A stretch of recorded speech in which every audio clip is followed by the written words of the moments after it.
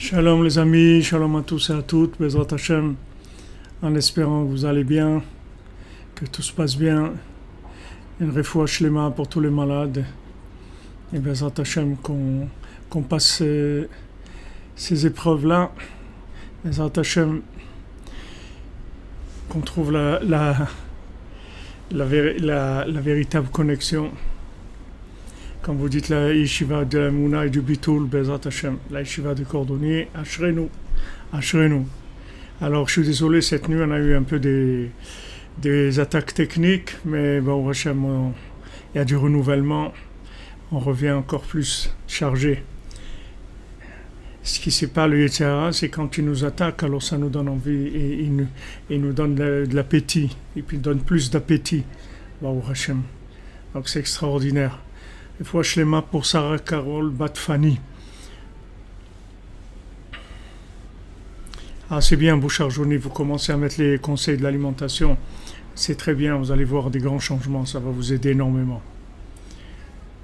Voilà, alors une refoua shlema pour tous les malades et une délivrance pour tout le monde dans tous les domaines.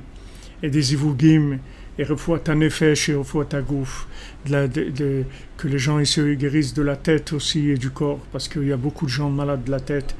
On est énormément sollicités. Et Bezrat Hashem. Merci à tous. Razak venit razek, comme vous dites. On se renforce. Ouais, comme vous dites, Naïma, contre le replay, il ne peut rien faire. Et le replay, ça veut dire qu'on revient. Dans le play, il nous a attaqué et on est revenu dans le replay. Dans le replay, là, il ne peut rien faire du tout.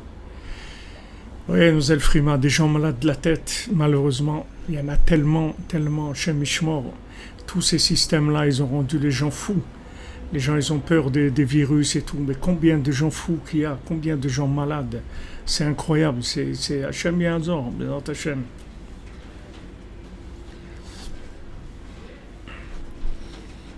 Quand vous dites André, je ne sais pas, Sylvie Couty, c'est la ténacité. Qu'est-ce que vous voulez? Je vous ai dit, le Rav Besançon, il nous a appris, nous on est assurés à Tikva. Nous, on est des prisonniers de l'espoir. C'est-à-dire, nous, on est emprisonnés dans l'espoir. C'est-à-dire, c'est notre prison. C'est-à-dire, on ne peut pas sortir de là. On ne peut vivre que dans l'espoir. C'est-à-dire, on vit dans Eki, qu'on va devenir. On est sûr qu'on va devenir. On n'a pas... Et quand on est sûr qu'on va devenir, alors ce qu'on est pour l'instant, c'est pas tellement important. Puisqu'on est sûr qu'on va devenir, on y va. Bezrat Hashem. Alors hier, on a parlé du yichud, du tzaddik avec le peuple, du tzaddik qui cherche de plus en plus à monter vers Hachem, de manière à nous permettre, à nous, d'avoir un langage de plus en plus évident pour nous rapprocher d'Hachem. Maintenant, comme je vous ai dit, donc le Biur al-Ikutim sur la Torah 54, c'est Rav Ben Nachman, et ce sont des petits passages de quelques lignes, des fois ça fait 10 lignes, des fois ça fait 20 lignes, des fois ça fait 5 lignes, ce sont des petits paragraphes. Donc maintenant on va faire le deuxième paragraphe. Shegam lefi hanal yesh levaer betfisat dugmato shebedvekut hazikaron be'alma deate tekef umiyad be'akitzo bishenato. Donc Rabbeinu, il amène un exemple pour la mémoire du monde futur. Il dit Tekef be'akitzo b'shinato. Dès qu'on se réveille le matin, on se réveille à Chatzot, tout de suite on pense à l'autre monde. Donc Rabbeinu, il amène un exemple. Il aurait pu amener d'autres exemples de mémoire, de se connecter à la mémoire de l'autre monde. Il a dit non, voilà, dès que tu te réveilles à Chatzot le matin, en tout cas dès que tu sors de ton sommeil, tout de suite, la première chose qu'il faut que tu penses, c'est qu'il y a un autre monde. C'est la première pensée qu'il faut que tu aies, c'est qu'il y a un autre monde. Alors, si Rabbeinu, il emploie un exemple comme ça, c'est pas un exemple, ça aurait pas pu être un autre exemple. C'est une des généralités, une des clés d'utilité, une des clés d'étude de l'écoute Moharan, c'est que quand Rabbeinu, il emploie un exemple, ça veut dire qu'il a une intention spéciale dans cet exemple-là. C'est pas un exemple stam pour donner un exemple. C'est-à-dire cet exemple, il est très lié à ce qu'il veut nous dire. שבשעת שנתם תעלה נשמתם מחשבתם לעלמא דעתה, מבואר גם למדרגת הצדיק שברוב עבודתם ביום יעלו משנתם כפי כפליים לעלמא דעתה, וזה הסתובב הזרע. שתקף ומיד בקיצור מוכרח לשמור לקשר עצמו הוראת הזיכרון הזה, באופן שלא יהיה נאבד הנשכח מאיתו אפילו כרגע חס ושלום. Donc voilà, c'est-à-dire que maintenant, on a dit que quand on va quand maintenant on va se connecter à l'autre monde, alors on va pouvoir se rendre compte d'avoir les messages, c'est-à-dire de comprendre les messages d'Hachem ou d'intégrer les messages d'Hachem.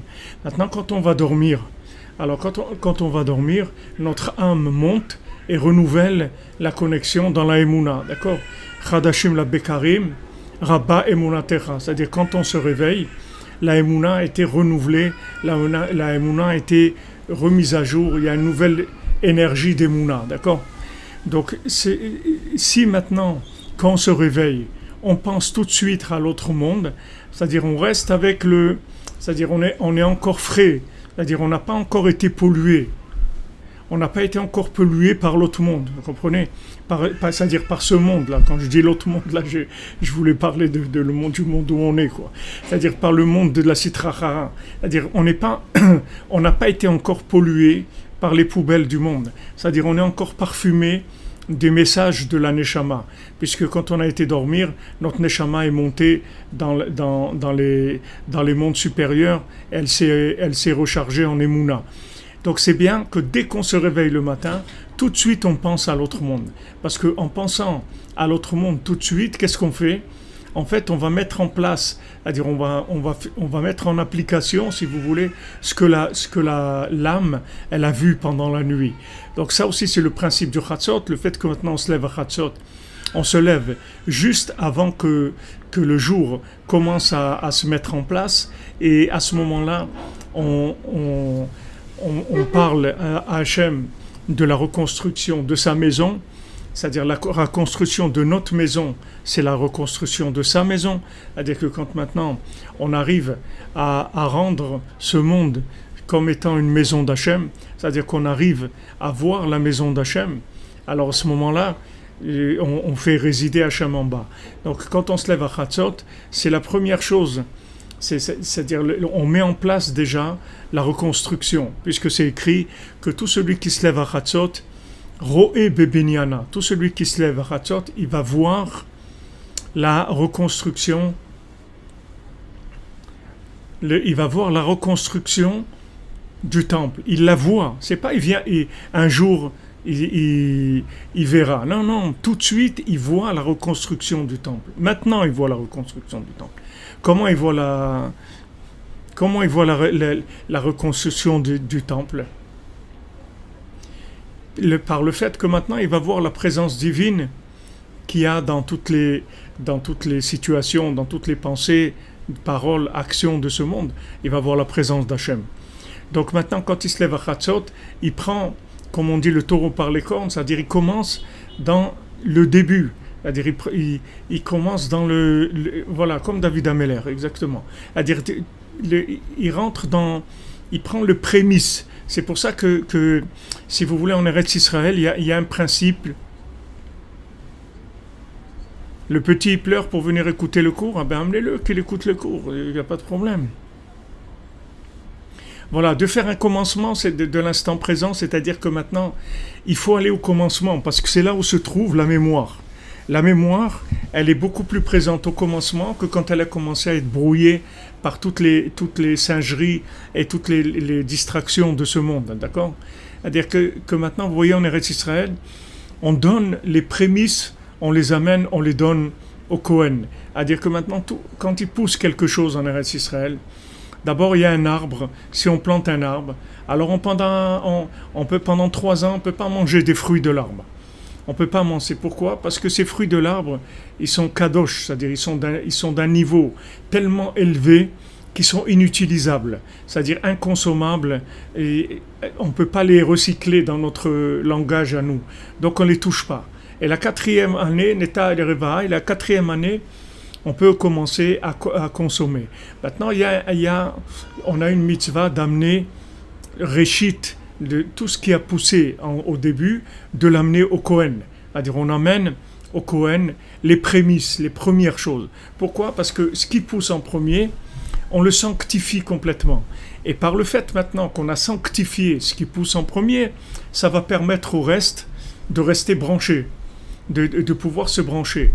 Mais si maintenant, ce qui sort en premier, on attaque directement, alors on va rentrer dans l'oubli, on va rentrer dans la consommation. Ça, c'est un principe général. C'est valable pour l'argent. Pourquoi on donne le 10e, le maaser, le 10e, on donne à la tzedaka, on donne à Rabbeinu 10% de nos gains, de ce qu'on gagne, pour que les 90 ils soient recyclables, c'est-à-dire qu'ils soient branchés, pour que le reste soit branché. Si maintenant on ne donne pas, alors on passe directement à la consommation, il n'y a pas de connexion, on n'a pas la connexion. Donc le principe du sommeil, c'est la même chose. C'est-à-dire que maintenant, en fait, quand on se réveille, il y a un renouvellement extraordinaire. D'accord? On a été dormir, on a remis notre âme entre les mains d'Hachem, Baruch Hashem, on se réveille reposé, renouvelé, on a envie de faire des choses, on a oublié tous les nerfs, tous les trucs de la veille, tous les soucis, toutes les fatigues, on s'est renouvelé.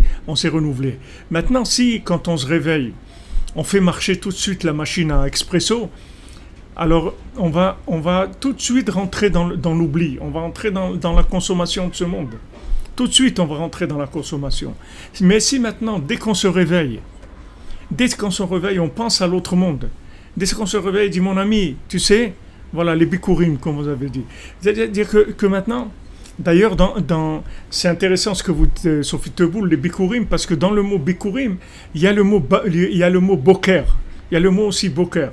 C'est-à-dire qu'il y a le mot matin. C'est-à-dire le matin, c'est là où la mémoire est la plus... Oui, la chala aussi, c'est le même principe de prélever la chala. Quand on prélève la chala, alors on sanctifie tout le reste. Et si on n'a pas prélevé la chala, alors tout le pain est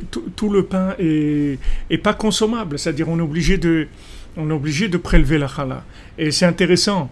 Ce que vous avez ramené là de la chala, c'est très intéressant parce que maintenant, par exemple, si quelqu'un il a fait des chalotes pour Shabbat, ce que je vous conseille vivement de faire, de vendredi, de faire des chalotes pour Shabbat, parce que c'est un très grand tikkun, c'est des choses qui sont très élevées.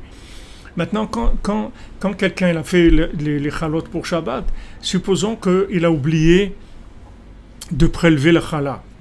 D'accord? Il a oublié. Maintenant, il y a deux cas de figure. S'il se trouve en Eretz Israël ou en dehors d'Eretz Israël. S'il se trouve en dehors d'Eretz Israël, il met un morceau de pain de côté et il dit que voilà, sur ce morceau de pain-là, après Shabbat, il prélèvera la chala. Et maintenant, il peut manger la chala Shabbat. Mais s'il est en Eretz Israël, il ne peut pas faire ça.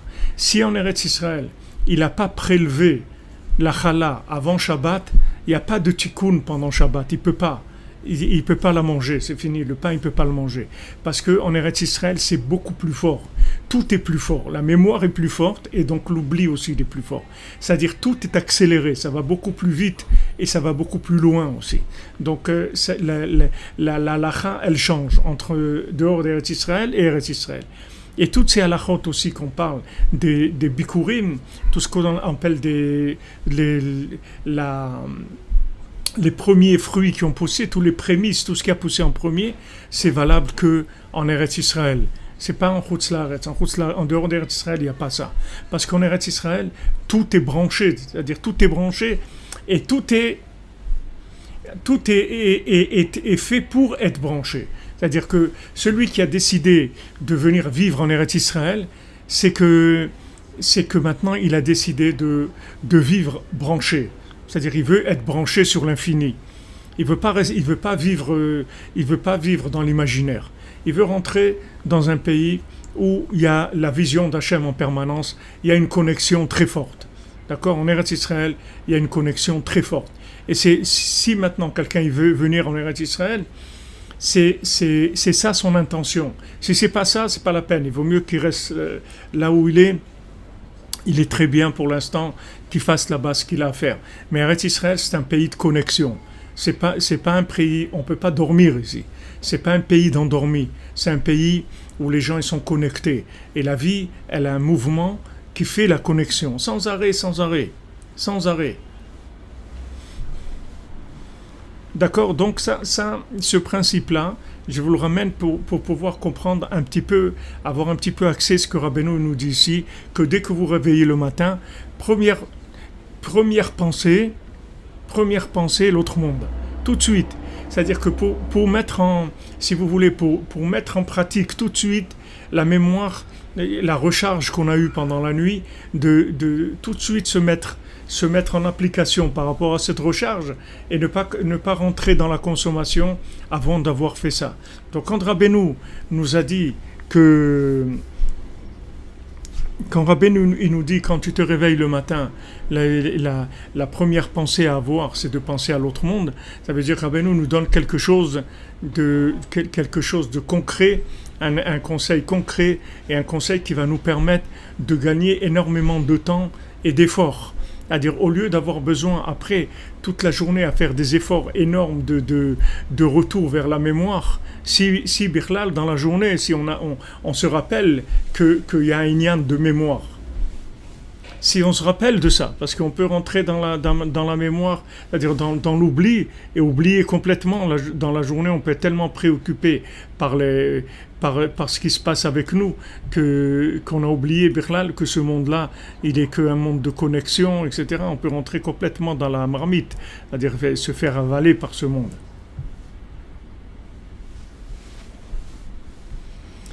Donc maintenant, il dit au moment du sommeil, la neshama, elle monte vers l'autre monde.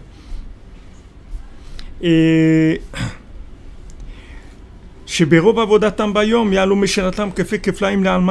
donc maintenant c'est lié. Parce que maintenant, si j'ai gardé la mémoire dans la journée, alors je monte pendant la nuit, c'est-à-dire encore plus. C'est-à-dire plus j'ai de mémoire le jour, et plus je monte dans la mémoire la nuit. Et plus je monte dans la mémoire la nuit, et plus le jour il va être branché. Et plus le jour est branché, et plus la nuit est branchée. D'ailleurs, c'est intéressant de voir que quand on fait les bénédictions le matin, on amène la Mishnah, on dit Ashkamat Bet Midrash, Shachrit Ve'arvit. On dit pour se lever pour aller à la maison d'études le matin et le soir. C'est-à-dire, pourquoi on dit se lever le matin et le soir? C'est-à-dire, quel est le lien de se lever le matin et le soir? C'est-à-dire que maintenant, le réveil du matin, il dépend du réveil du soir. C'est-à-dire que maintenant, quand vous allez dormir et que maintenant votre âme elle monte, alors la qualité de votre sommeil, c'est ce qui va donner la qualité de votre éveil. Et après la qualité de l'éveil aussi, elle va faire monter la qualité du sommeil, et l'un enrichit l'autre sans arrêt. Donc Rabbeinu nous donne comme conseil, voilà, quand tu te lèves le matin, pense tout de suite à l'autre monde, de manière à rentrer dans une optimisation de la vision de la journée. Parce que plus tu vas voir de manifestations d'Hachem dans la journée, et plus ton âme elle va monter haut la nuit. Plus tu verras des manifestations de la présence divine dans la matière, dans les mouvements interactifs du monde horizontal, et plus tu vas monter haut la nuit. Et quand tu vas monter haut, tu vas revenir chargé. Et ça va être beaucoup plus facile après. Et c'est comme ça qu'on avance.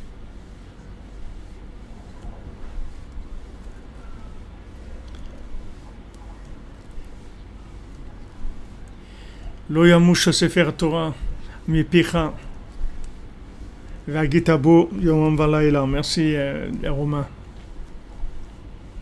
Voilà, il faut demander que notre âme monte haut pendant la nuit. On prie, on demande à Hachem avant de dormir que notre âme monte haut, qu'on fasse des rêves avec des tzadikim, avec des choses bien, etc. Et après on décolle. Mais quand on atterrit, après qu'on revient, tout de suite penser à l'autre monde.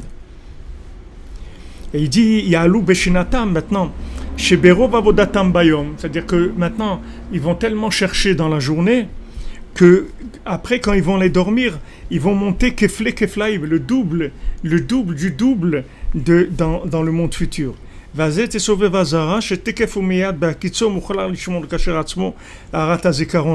C'est pour ça que Rabbeinu nous met en garde et nous dit, regarde, dès que tu te réveilles, tout de suite pense à l'autre monde, de manière à ce que tu mettes déjà la tête en place. Une fois que tu as mis la tête en place, après le corps il va suivre, la journée elle va suivre, comme le bébé. Une fois que la tête elle est sortie, après le reste ça suit. De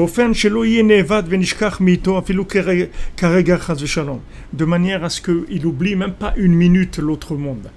Donc c'est très important, c'est-à-dire ce travail-là, il est très important puisqu'il nous permet de rester connectés toute la journée. Après, il nous dira vraiment passage Gimel. Si ceux qui ont la brochure, qui veulent suivre dans le texte, C'est page 71 dans la brochure et je vous rappelle que vous pouvez la télécharger sur notre site breslev.fr, vous l'avez en PDF sur la Torah 54. Sheshamati me'avi sheshama mi'marnat zal. J'ai entendu de mon papa qui a entendu de Rabbi Nathan. Ici c'est Rav Ram ben Rav Nachman qui parle, qui était le fils et l'élève de Rav Nachman Tulchiner, qui était l'élève de Rabbi Nathan. Donc il dit qu'il a entendu de son père, chez Beba Amar ve'asaga azot, que dans cette asaga-là, que Rabbeinu il a eu de la Torah 54, parce que chaque Torah de Rabbeinu, sachez que c'est des asagot. La Torah de Rabbeinu, c'est pas de la cuisine horizontale.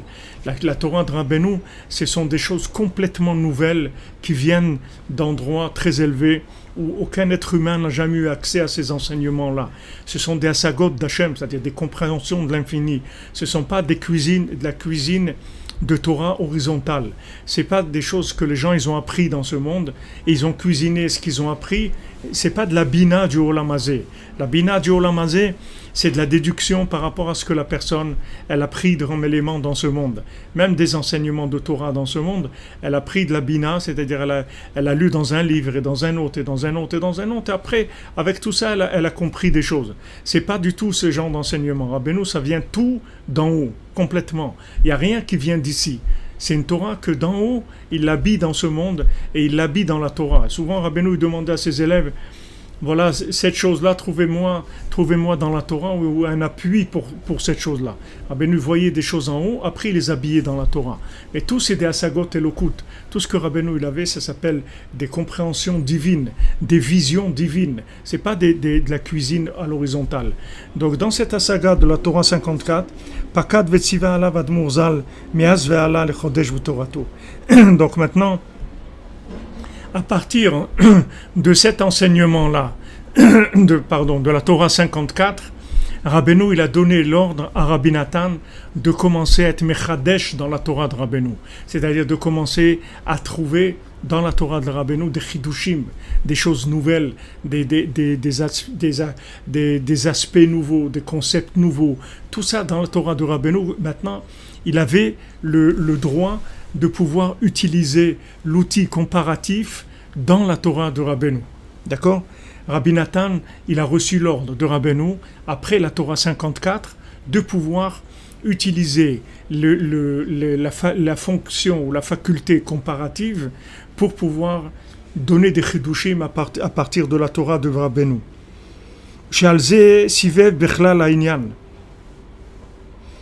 C'est-à-dire que toute la Torah 54, en fait, elle est basée que sur ça. C'est-à-dire tout le inyan de la Torah 54, en fait, c'est pour permettre à Rabbi Nathan et pour permettre à tous les gens qui vont se rapprocher de Rabbeinu de pouvoir faire des chidushim de Torah avec le koach hamedameh, c'est-à-dire avec la force, avec le principe comparatif, sans se tromper, c'est-à-dire de pouvoir faire des comparaisons qui soient justes, pas de comparer les choses qui sont comparables et de les comparer de la façon dont il faut les comparer, de pas faire des comparaisons fausses, de pas associer une chose avec une autre, de pas amener des choses qui sont pas vraies, c'est-à-dire de pas utiliser des notions comparatives qui sont pas vraies, puisque nous tout ce qu'on apprend c'est comparatif, c'est-à-dire notre bina à nous c'est le principe comparatif. On n'apprend pas les choses intrinsèquement, on ne s'élève pas dans les mondes supérieurs pour aller chercher des visions d'Hachem qu'il n'a jamais eu dans le monde. Ça c'est le tzaddik qui fait. Maintenant quand Rabbeinu il fait ça, il nous transmet des enseignements. Dans ces enseignements-là, on va faire des comparaisons. Et ces comparaisons elles vont permettre de donner des éléments nouveaux. Maintenant, quand on fait ces comparaisons, il faut faire attention de ne pas se tromper dans la comparaison. Alors, pour ne pas se tromper dans la comparaison, Rabbeinu nous a donné Birur Hamdameh. Birur Hamdameh, c'est-à-dire que maintenant, dans l'imaginaire, on sait reconnaître le vrai du faux. Comme Rabbeinu nous a parlé, Rabbeinu nous a dit, vous avez goûté le vin hongrois. Comme vous avez goûté le vin hongrois, alors on ne pourra plus vous dire sur un vin que c'est du vin hongrois, alors que ce n'est pas du vin hongrois. Parce que vous l'avez goûté tout simplement. Maintenant, quelqu'un qui a goûté le vin hongrois, si on lui sert du vin, on lui dit, voilà, cher ami, voilà, je vais te faire goûter un vin hongrois que j'ai.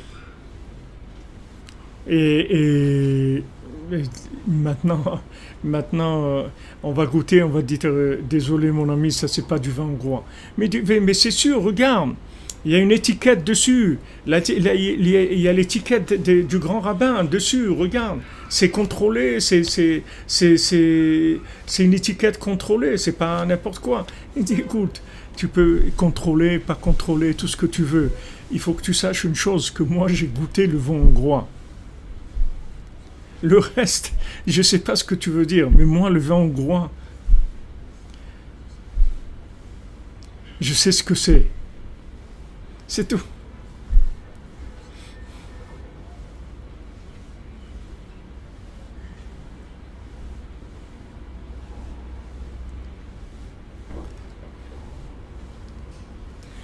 Voilà, Mortalis, c'est le vin hongrois, chaussure à trois coins et marionnette identifiée. Alors là, vous êtes blindés hein, avec ça.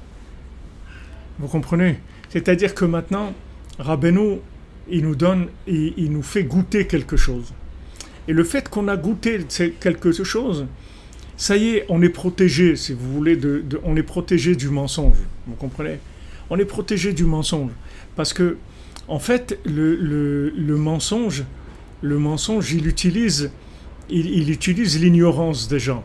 C'est-à-dire que maintenant, si maintenant vous connaissez la vérité, alors le mensonge va venir vous parler, va dire voilà, il y a ça, il y a ça. Et maintenant vous allez lui dire mais je suis désolé, moi je l'ai vu, j'ai parlé avec lui, je sais ce que ça existe, juste ce que je te dis. Vous comprenez?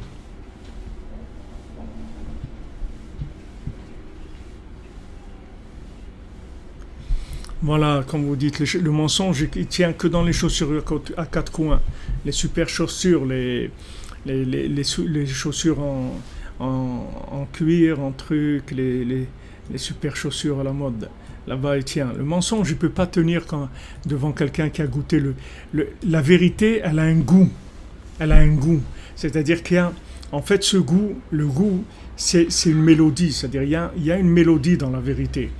Et quand vous entendez cette mélodie, vous avez entendu cette mélodie, c'est fini après. C'est-à-dire tout ce qu'on va pouvoir vous raconter comme trucs qui sont pas vrais, vous allez voir que c'est pas, il y a une distorsion quelque part. Il y a quelque chose qui choque l'oreille. Il y a quelque chose qui choque dans l'oreille. Il y a quelque chose qui marche pas. Ça vient pas du tout de la logique.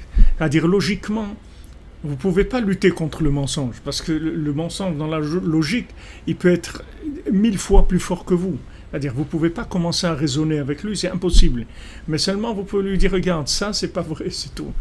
Ouais, mais regarde, comment tu peux dire ça? Un tel, il a dit ça, c'est écrit là. Je ne sais pas, moi, je ne sais pas. Je ne connais pas ni Intel, ni Microsoft, ni l'autre, je ne connais personne. Moi, je sais que ça, c'est pas du vin hongrois, c'est tout.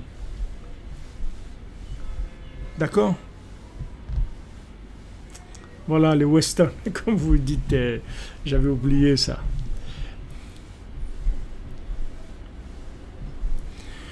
Oui, le mensonge, il gagne toujours dans la logique. Il n'y a qu'avec le tzaddik que le tzaddik, il arrive à vaincre le mensonge dans la logique. Mais nous, on ne peut pas. Notre logique, elle est rachitique. On n'a rien on a rien comme élément. On n'a rien comme élément. Comment on va se battre dans la logique? Il y a un goût, vous comprenez? Alors en fait, c'est ce qui se passe, c'est que la nuit, on va se charger en mémoire de la vérité, en mélodie de la vérité, avec la harpe de David. On va se charger avec la mélodie de la harpe de David. Donc maintenant, quand j'écoute la mélodie de la harpe à 5 cordes de David, après quand dans la journée je rentre dans les cinq livres de la Torah ou dans les 5 livres des psaumes, j'ai déjà entendu les cinq cordes, la mélodie de l'instrument à 5 cordes de David, de l'harpe de David. Donc maintenant, on ne peut plus m'interpréter, si vous voulez, la vie avec autre chose que quelque chose qui aura un rapport avec cette mélodie-là. Ça y est, je suis marqué par la mélodie. J'ai entendu cette mélodie. Je connais le goût de cette mélodie. Je connais l'harmonie de cette mélodie. Donc on va dire non, ça m'intéresse pas. Ça m'intéresse pas. Il dit, mais pourquoi? C'est super et tout. Je dis, ouais, peut-être c'est super, mais ça m'intéresse pas, c'est tout. Ça m'intéresse pas. Et les gens, des fois, ça les énerve parce qu'ils comprennent pas. Parce que vous n'arrivez pas logiquement à expliquer pourquoi. Vous n'arrivez pas. C'est-à-dire que des gens ils disent, mais pourquoi tes trucs? Voilà, regarde. Je dis, je sais pas, mais je peux pas. Je peux pas. Je peux pas, c'est tout, ça ne m'intéresse pas. Cette chose-là, elle ne m'intéresse pas du tout. Alors ça, c'est, si vous voulez, c'est quand l'âme a goûté la vérité. Alors maintenant, quand Rabbeinu, dans cette Torah-là, vous avez demandé tout à l'heure à quel moment ça s'est passé, quand est-ce que Rabbeinu l'a dit la Torah 54, je ne me souviens pas maintenant, mais peut-être qu'on en a parlé au début, il y a plusieurs mois quand on a étudié. Vous pouvez regarder Chaye Moharan, Torah 54, vous verrez là-bas quand est-ce que Rabbeinu l'a dit cette Torah.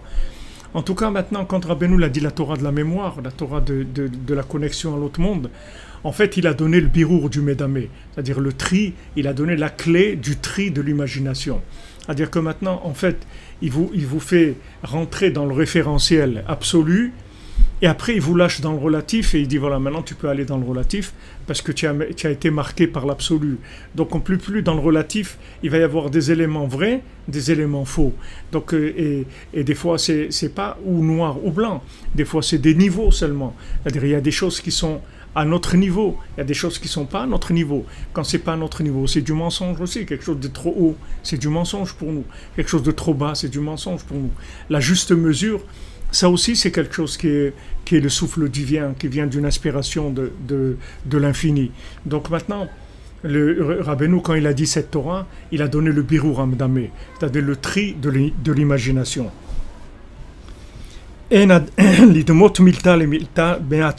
C'est-à-dire maintenant, Rabbi Nathan, il allait pouvoir commencer à faire des raisonnements comparatifs de par lui-même. C'est-à-dire que normalement c'est écrit dans la Gemara, le Talmud, il dit que quelqu'un ne peut faire des raisonnements par comparaison que s'il les a reçus de son maître. C'est-à-dire qu'il ne peut pas lire de par lui-même. C'est-à-dire que maintenant, chacun, il avait ses Xera Shava, c'est-à-dire Xera Shava, ça veut dire qu'il faisait des raisonnements comparatifs. Il disait, voilà, là, il écrit comme ça, là, il a écrit comme ça, là, donc voilà, on va déduire ça. Maintenant, ces déductions-là, il fallait les avoir reçues de son Rav. Donc, il y avait beaucoup de Tanaïm, d'Amoraïm, qui avaient une certaine quantité. Un en avait 5, l'autre en avait 20, l'autre en avait 30. Chacun, il avait reçu de son maître, d'accord? Mais ici, Rabbeinu, et ce qui rapporte ici Rav Ben Arna, il passe à un autre niveau complètement. Il dit que maintenant tu ne peux faire tu ne peux faire de raisonnement comparatif que si maintenant tu les as reçus de ton maître. C'est-à-dire en fait que si tu as reçu la connexion de ton maître pour te faire le tri dans l'imagination. C'est-à-dire que qu'est-ce que tu as reçu de ton maître? En fait, tu as reçu le birur hamdamé. C'est-à-dire tu as reçu le tri dans l'imagination. C'est-à-dire tu es capable de reconnaître le vrai du faux. Tu vas voir le vrai du faux. Pourquoi? Parce que le tzaddik qui te rentre en toi un étalon de l'absolu. C'est-à-dire il te montre l'étalon de l'absolu, il te le rentre par une image du Sipurim Asiot, ou une image du Likutei Moharan, qui est aussi comme le Sipurim Asiot. Il te rentre une image référentielle, et cette image référentielle, elle va te suffire pour écarter ce qui n'est pas intéressant et pour aller vers ce qui est intéressant. Ça, c'est le travail que le tzaddik fait. Donc, il a fait de façon parfaite avec son élève, c'est-à-dire l'élève Mamash de Rabbi Nathan, l'élève, on dit le Talmid, c'est-à-dire le Talmid qui représentait la lune de Rabbeinu, c'est Rabbi Nathan. Donc avec cette Torah-là, il lui a donné maintenant la possibilité de pouvoir faire des comparaisons sans se tromper. Quand Rabbeinu l'a fait descendre cette Torah, c'est comme une empreinte de vérité. Est ce que vous demandez, Pascal, c'est comme une empreinte de vérité. C'est une empreinte, mais c'est pas une empreinte logique, vous voyez. C'est-à-dire que si c'était une empreinte logique, ça serait trop facile. Vous auriez pu ramener le monde entier à la tchouva. Si vous aviez ça, si vous aviez la logique de cette empreinte-là. Le problème, c'est que vous n'avez pas. Il n'y a personne qui a la logique de cette empreinte-là. Un petit peu Rabbi Nathan, puisque tout ce qu'il fait dans le Likutei Halachot, c'est pour nous donner un petit peu de la logique de cette empreinte. Mais cette empreinte, c'est quelque chose qui est en vous et qui vous sert de référence dans votre vie, vous voyez. Quand vous allez rencontrer des gens, vous allez voir, vous allez rencontrer des gens, et il y a des gens, vous allez sentir qu'il faut que vous attachez à eux. D'autres, vous allez sentir que vous vous sauviez de ces gens-là. Maintenant, il y a personne, il y a rien qui vous prouve logiquement ça. Mais vous êtes emprunt à l'intérieur, vous avez un goût de quelque chose qui vous fait automatiquement faire le tri, ça oui et ça non. Comme des lunettes, si vous devez mettre les amito, comme des lunettes de Merci Laurent Silam. Bémaak, merci. Voilà, c'est un sceau, comme vous dites, voilà, c'est un sceau, c'est un goût, c'est une mélodie. C'est une mélodie. Et ça, c'est quelque chose d'extraordinaire. Est-ce que vous demandez, est-ce qu'il y a une différence entre l'imagination et l'intuition? Je vois pas maintenant. Ah, la Torah 54, voilà notre ami en ligne, notre cher ami Shimon, il nous répond, la Torah 54, elle a été dite Shabbat Hanouka. Mais si tu peux nous dire l'année, par rapport à Rabbi Nathan, ça nous intéresse aussi. Je sais pas je sais pas. J'ai pas comme ça. Je vais pas vous répondre. L'imagination et l'intuition de sentir les choses, de les imaginer, c'est deux mondes. C'est pas tellement. La femme, oui, c'est une experte en intuition, mais c'est une experte en imagination aussi. Elle a les deux. Elle a les deux côtés. Elle a les deux choses. Ces deux choses-là, c'est pas deux côtés. C'est dans le même cave. C'est dans la même ligne de Bina. C'est la même. L'imagination, c'est la Bina. Et l'intuition, c'est la Bina. C'est juste deux fonctions qui sont un petit peu différentes à l'intérieur de nous-mêmes. Voilà, on a, comme vous dites, Katia, un radar interne.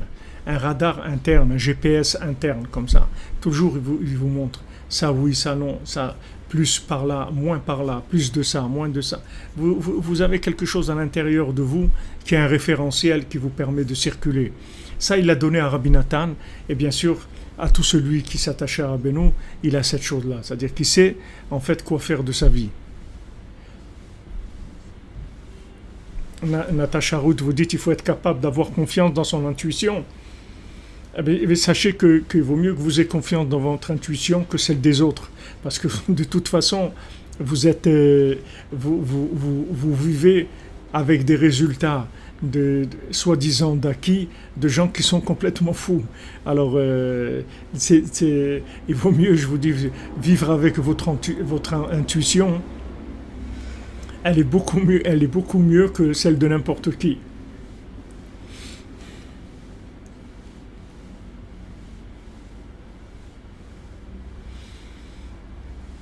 Et LH, vous dites qu'on est attaqué, c'est non, là vous soyez attaqué, puisque maintenant vous avez c'est comme si vous avez le Mashiach en vous. Vous avez un Mashiach à l'intérieur de vous. Vous vivez déjà avec le Mashiach. On dit, mais où il est? Il est là, il est en moi. J'ai en moi. Les gens aujourd'hui ils parlent de la puce, de cette fameuse puce qu'on veut nous mettre, etc. Et nous on a la puce de Mashiach, Rabbeinu nous l'a mis déjà, depuis longtemps.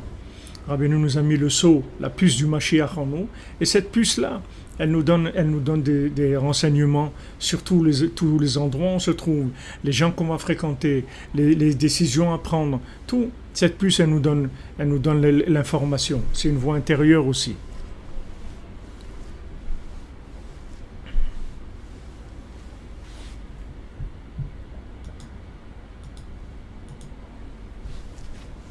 Voilà, exactement.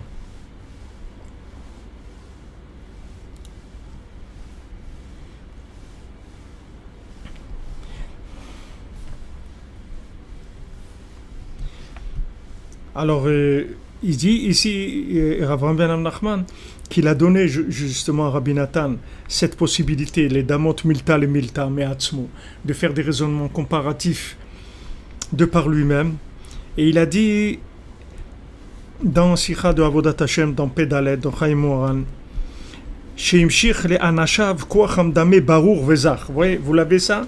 Il l'amène ici de façon claire, c'est-à-dire ce que je vous ai dit moi en déduction par rapport à ce qu'il a dit avant. En fait, c'est écrit de façon claire que Rabbeinu, il a attiré aux gens qui sont avec lui un Koach Hamdame Barour Vezach, une force d'imagination claire et pure. C'est-à-dire que les gens qui sont avec Rabbeinu, ils voient clair, c'est tout.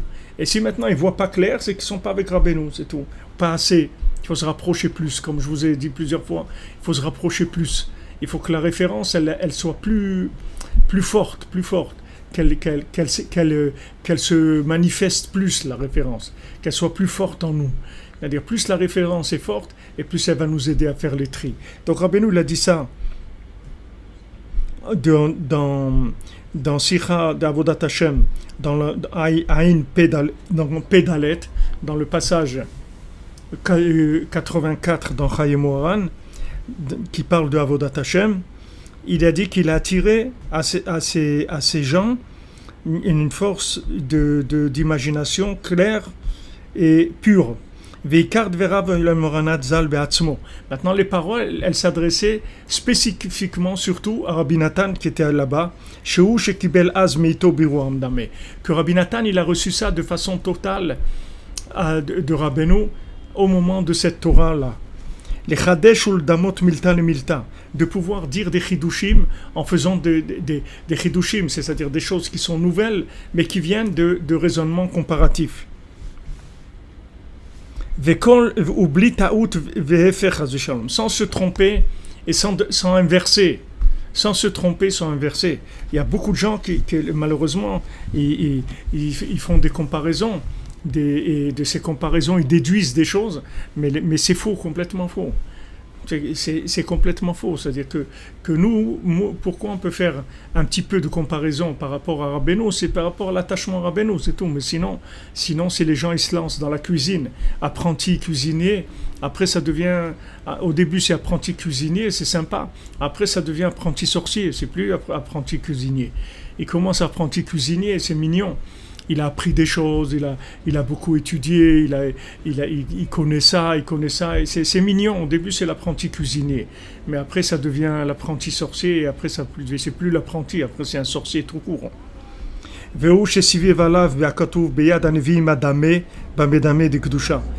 c'est ce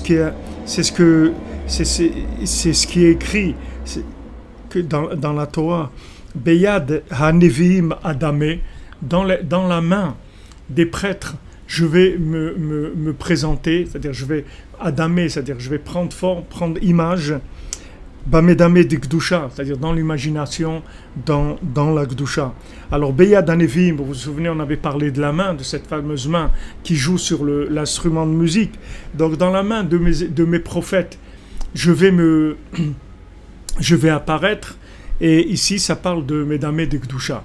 Donc maintenant, ce qu'on est en train de dire ici, en fait, c'est de la prophétie. C'est-à-dire que ce qui nous donne aussi Rabbeinu, sans partir dans...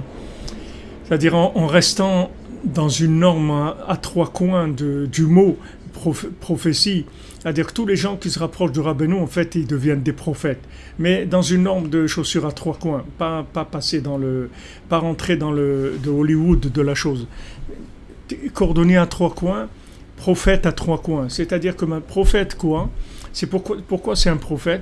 Parce que c'est quelqu'un qui a en lui une vérité qui lui a été transmise par adhésion, si vous voulez, par adhésion au tzaddik. Par adhésion au tzaddik, le tzaddik qui lui a transmis des images qui sont intégrées en lui, et ces images-là, elles vont lui permettre de faire des comparaisons, c'est-à-dire de voir que cette chose-là et cette chose-là, ça va bien ensemble, ça va, de faire ça c'est bien, ça va lui permettre de prendre des décisions et de faire des raisonnements comparatifs, parce qu'il a en lui cette image-là qui fait le birour Hamedame.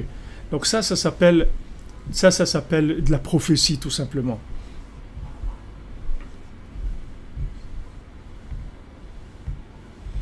Ah, donc la Torah 54, merci Madame Tangi, ça a été dit en 1804, c'est-à-dire un an avant la Istalkut de Rabbeinu. Un an avant qu'il a donné. Voilà, Ruach HaKodesh, c'est un souffle divin aussi.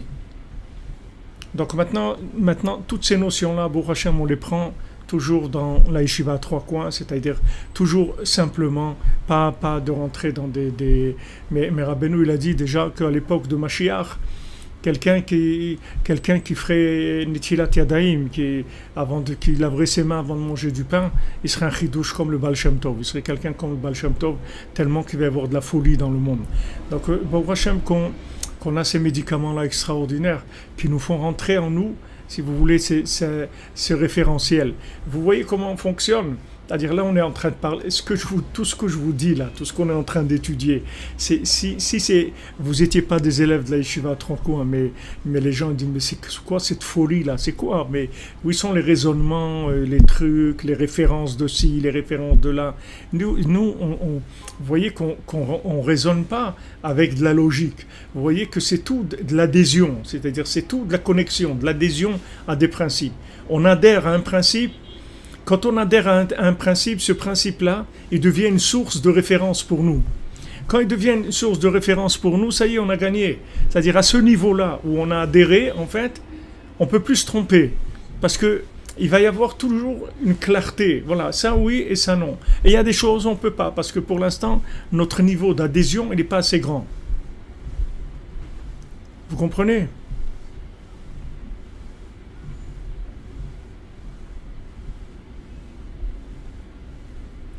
Oui, soit vous allez passer pour des illuminés, soit des éteints, soit des allumés, soit des fous, tout ce que vous voulez. Mais c'est normal parce que le monde est fou.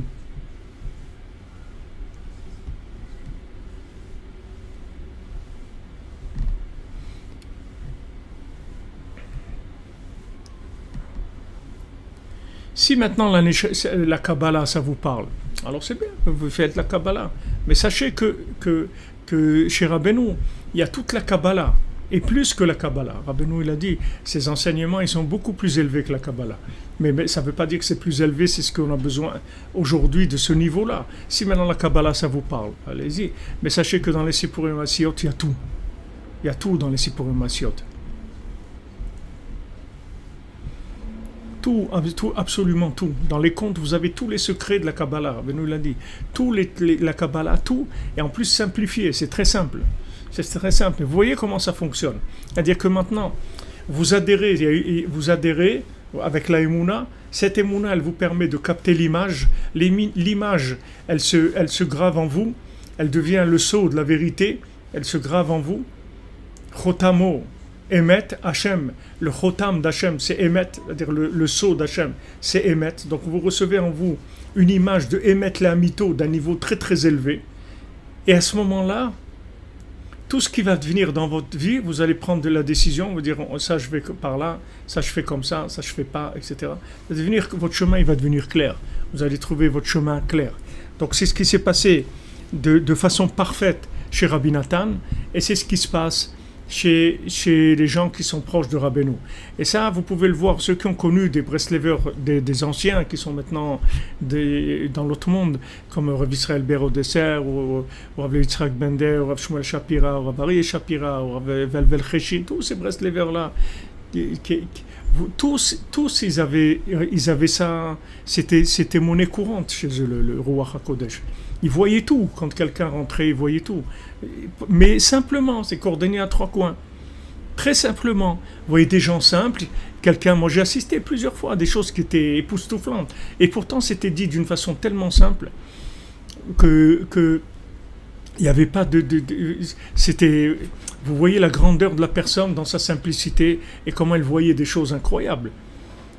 Par exemple, il disait à quelqu'un, toi, il faut que tu fasses attention à ça et ça, parce que tu as la réincarnation d'un assassin, tu as tué des gens dans l'autre vie avant.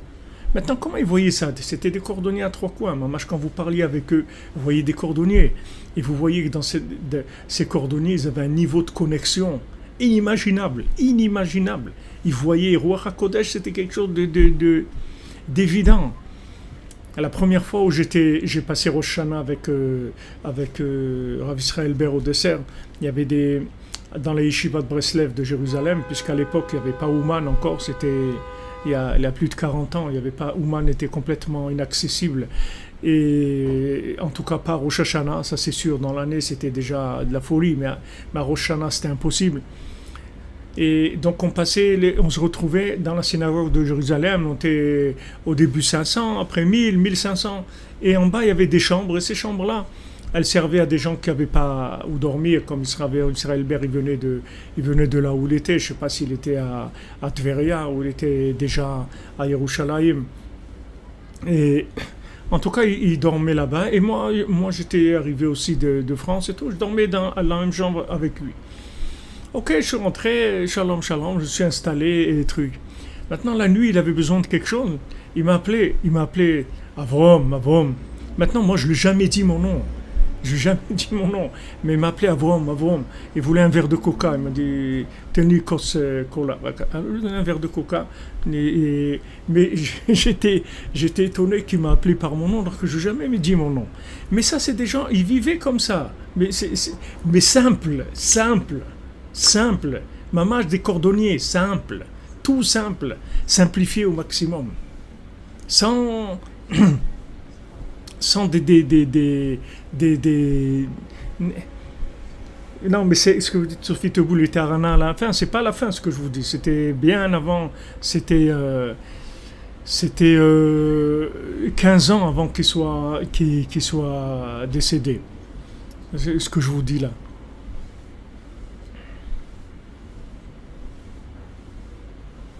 Voilà, c'est-à-dire pour eux, c'était normal, quoi, c'était quelque chose d'évident. Mais cette simplicité, elle vient, si vous voulez, aussi du fait que quand on n'utilise pas, on s'habitue à vivre sans la logique, alors tout est simplifié. Parce que qu'est-ce qui rend les choses compliquées? C'est la logique, c'est que le raisonnement, il y a beaucoup de raisonnement. C'est-à-dire on est obligé de raisonner pour réfléchir sur plein de choses, etc. C'est ça qui rend les choses compliquées. Mais si maintenant vous vivez avec de la connexion, c'est-à-dire l'élément, il rentre en vous, vous avez ce saut de vérité en vous, cette image de vérité en vous, et elle vous permet de faire des tris. Alors il n'y a pas de problème. Il n'y a aucun problème, c'est simple. Oui, pour le Rav Besançon, il sera bien fortuné, il faut Shlema, Bezat Hashem. Alors, Beya Nevia Yadame, c'est-à-dire dans le Medame de Kedusha, c'est-à-dire dans l'outil comparatif dans la Kedusha. Donc, voilà. Shamevu Aranal, Shen Mitzab Kedusha, Koach, Hashav, Medame Davar, Mitor Davar, Bli Taout, Ve'efer, Menahemet, Chad Shalom, et Shitpalek Sad, Bema, Shekala, Kata, Velashon Stam, Audot Hamdame, Shuprinat Arouach Kanal. Donc, Bezat Hashem, là, on passe dans le chose. On a fait aujourd'hui 3 petits paragraphes. Donc, Bezat Hashem, on continue. Donc, aujourd'hui, on est jeudi. On se retrouve ce soir à 3h30 pour le shiur de l'écouter à la route sur Sfirat HaOmer. Et voilà, après, on reprendra Bezat Hashem dimanche. Et le cours. On continuera sur la Torah 54. Be'atzlacha, les amis, une bonne journée, que des bonnes nouvelles, que des bonnes choses. Voilà, exactement, comme vous dites, il n'y a pas de tape à l'œil, il y a que des choses, il n'y a que de la vérité. Et la vérité, elle est simple. Sachez-le que la vérité, elle est simple. Dans la nourriture ici, la nourriture qu'on a besoin, c'est simple. Tout est simple. Rabbeinu, il a dit. Ouais, ce soir on rentre dans la sphira de Malchut, Bezat Hashem, la dernière sphira. Hashem nous ouvre les portes, Bezat Hashem, qu'on puisse rapprocher de lui, qu'on puisse rapprocher du tzaddik, qu'on puisse rapprocher de notre âme. Peut-être qu'il y aura des voyages à Ouman pour Shavuot, je ne sais pas encore, Bezat Hashem. Il faut prier. Merci les amis, merci d'être là. Merci d'être là, d'être présent. C'est pas facile, je sais, pour vous. Vous n'avez pas Gabriel Ganassia à vous réveiller à Chatzot. Si vous voulez vous réveiller, vous êtes avec nous. Bezat Hashem, vous allez vous réveiller. Le temps que ça va prendre, le temps, vous allez vous habituer. Vous comprenez, les amis? Merci d'être là, merci de nous soutenir et merci de votre assiduité dans la Yeshiva 3 coins Ashrenou. Refoua Shlema pour Moshe Alexandre Ben Esther et Meyer Ben Njma. Que des bonnes nouvelles, les amis.